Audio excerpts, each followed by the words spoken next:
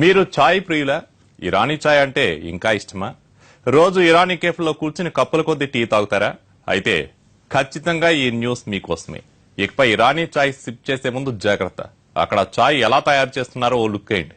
అందులో ఏం కలుపుతున్నారో తెలిస్తే ఇన్నాళ్ళు తాగిన ఛాయ్ ఒక్కసారిగా కక్కేస్తారు. ఇంతకీ ఛాయ్లో ఏం కలుపుతున్నారో చూడండి మరి.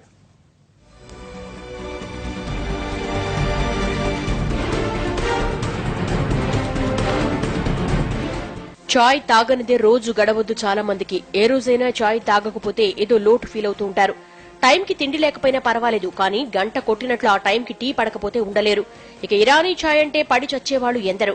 ఏ ఇరానీ కేఫ్ లో అయినా చూడండి, పొగలు కక్కే చాయ్ ను సిప్ చేస్తూ కనిపిస్తారు చాయ్ ప్రియులు. కానీ ఈ వార్త చూసిన తర్వాత ఇకపై ఇరానీ చాయ్ అంటే యాక్ కనేస్తారేమో. ఈ బస్తాలు చూసారా? ఇవి రేషన్ షాప్ లో బియ్యం బస్తాలు కావు. జంతువుల ఎముకలను పొడి చేసి ఇలా బస్తాల్లో నింపి పెట్టారు. ఈ ఎముకల పౌడర్ కు ఇరానీ ఛాయ్ కి లింక్ ఏంటా అని డౌటా? ఇన్నాళ్లు మీరు తాగిన ఇరానీ ఛాయ్ లో ఎముకల పౌడర్ కలిసుండొచ్చు. ఎందుకంటే హైదరాబాద్ లో చాలా హోటళ్లలో ఛాయ్ లో చిక్కదనం కోసం ఈ ఎముకల పౌడర్ ను కలుపుతున్నారట. హైదరాబాద్ లోని భోలక్పూర్ లో తోళ్ల పరిశ్రమలు పెద్ద ఎత్తున ఉన్నాయి. ఆవులు, ఎద్దుల కళేబరాలను ఇక్కడికి తీసుకొచ్చి వాటి చర్మాలను శుద్ది చేసి పంపిస్తూ ఉంటారు. అయితే ఎముకలను మాత్రం వెనక్కు పంపించరు. వాటిని పొడి చేసి ఇలా బస్తాల్లో నింపుతారు. సిటీలోని కొన్ని ఇరానీ కేఫ్లకు సరఫరా చేస్తూ ఉంటారు. ఛాయ్లో చిక్కదనంతో పాటు రుచి కోసం ఈ ఎముకల పౌడర్ ను కలుపుతూ ఉంటారు యజమానులు.